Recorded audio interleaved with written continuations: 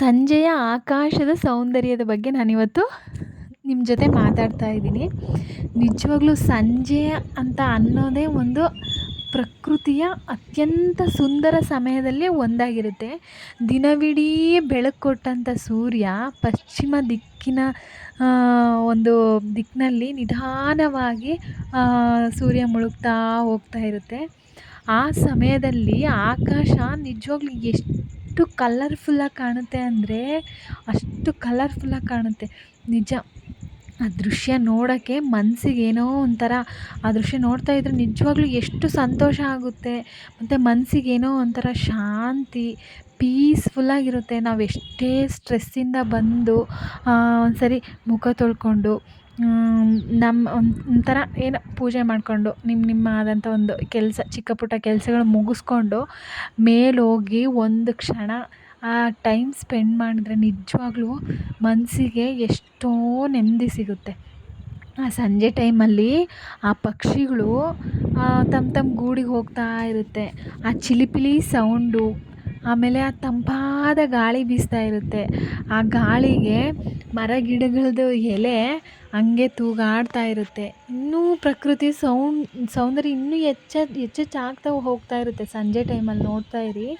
ಮತ್ತು ಸೂರ್ಯಾಸ್ತದ ಸಮಯದಲ್ಲಿ ಆಕಾಶ ಕೆಂಪು ಮತ್ತು ಕಿತ್ತಳೆ ಬಣ್ಣದ ಎಷ್ಟು ಚೆನ್ನಾಗಿರುತ್ತೆ, ಅದೊಂದು ಬೂದು ಕಲರು ಎಷ್ಟು ಚೆನ್ನಾಗಿರುತ್ತೆ ಅಂದರೆ ಅದಕ್ಕೂ ಒಂದು ವೈಜ್ಞಾನಿಕ ಕಾರಣ ಅಂತೂ ನಿಜವಾಗ್ಲೂ ಇರುತ್ತೆ. ಯಾಕಂದರೆ ಸೂರ್ಯನ ಬೆಳಕು ವಾತಾವರಣದಲ್ಲಿ ಹೆಚ್ಚು ದೂರ ಹೋದಂಗೆಲ್ಲ, ಪ್ರಯಾಣ ಮಾಡ್ದಂಗೆಲ್ಲ ನೀಲಿ ಬೆಳಕು ಹೆಚ್ಚು ಚದುರ ಹೋಗ್ತಿದ್ದಂಗೆಲ್ಲ ಕೆಂಪು ಮತ್ತು ಕಿತ್ತಳೆ ಬಣ್ಣದ ಬೆಳಕು ಕಣ್ಣಿಗೆ ನಿಜವಾಗ್ಲೂ ಎಷ್ಟು ಚೆನ್ನಾಗಿ ಕಾಣ್ತಾ ಇರುತ್ತೆ ಅಂದರೆ ಅಷ್ಟು ಚೆನ್ನಾಗಿ ಕಾಣ್ತಾ ಇರುತ್ತೆ.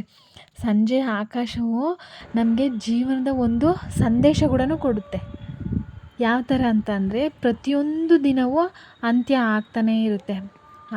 ಆದರೆ ಅದರ ನಂತರ ಹೊಸ ಬೆಳಗ್ಗೆ ಬರುತ್ತೆ. ಹಾಗೆ ಜೀವನದಲ್ಲಿ ಕಷ್ಟಗಳು ಬಂದರೂ ಅವು ನಂತರ ಉತ್ತಮ ದಿನಗಳು ಬರುತ್ತೆ ಅಂತ ಒಂದು ಸಂದೇಶ ಆಕಾಶ ಕೊಡ್ತಾ ಹೋಗುತ್ತೆ. ಸಂಜೆಯ ಆಕಾಶ ನಮಗೆ ನಿಜವಾಗ್ಲೂ ಎಂಥ ಪಾಠ ಕಲಿಸುತ್ತೆ ಅಂದರೆ ನಿಜವಾಗ್ಲೂ ಅಷ್ಟು ಚೆನ್ನಾಗಿರೋ ಪಾಠ ಕಲಿಸುತ್ತೆ. ಇಂದಿನ ಯಾಂತ್ರಿಕ ಜೀವನದಲ್ಲಿ ನಾವು ಪ್ರಕೃತಿಯನ್ನು ನೋಡೋಕ್ಕೆ ಸಮಯ ನಿಜವಾಗ್ಲೂ ಕೊಡೋದಿಲ್ಲ.